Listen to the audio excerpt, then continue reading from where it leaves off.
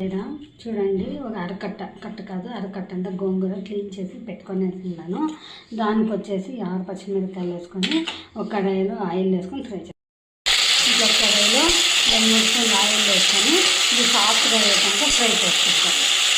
ఒక పక్క ఫ్రై అవుతా అంటే ఒక 1 స్పూన్ మెంతులు, 1 స్పూన్ జీలకర్ర, ఒక 5-6 ఎండుమిర్చి డ్రై రోస్ట్ చేసుకొని పౌడర్ చేసుకుంటాం.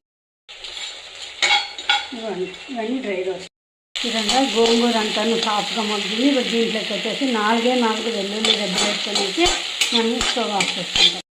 చిన్న ఐటమ్లు జరిగి కొద్దిగా మనం టేస్ట్ తగ్గదు కల్లుప్పు, ఒక 1/2 కప్పు కింద కొంచెం ఎక్కువ వేయించిన శనగిత్తనాలు అంతా వేసి పౌడర్ చేసుకుంటాం.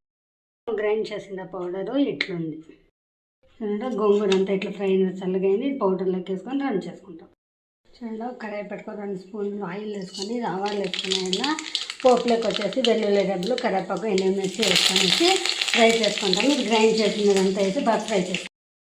చూడండి, పోపు వేసుకొని ఇంకా స్టవ్ ఆఫ్ చేసి మళ్ళీ అంతా వేసి మిక్స్ చేయాలి. చాలా మిక్స్ చేసాను, ఇది డ్రై అయిపోతుంది. ఇట్లా ముద్దలాగానే ఉంటుంది. ఇది డిష్ అవుట్ చేసుకుంటాం. చూడండి, మన గోంగూర ముద్దకారం రెడీ అయిపోయింది. గోంగూర చట్నీ అని అనుకోవచ్చు, మేము ముద్దకారం అంటాము.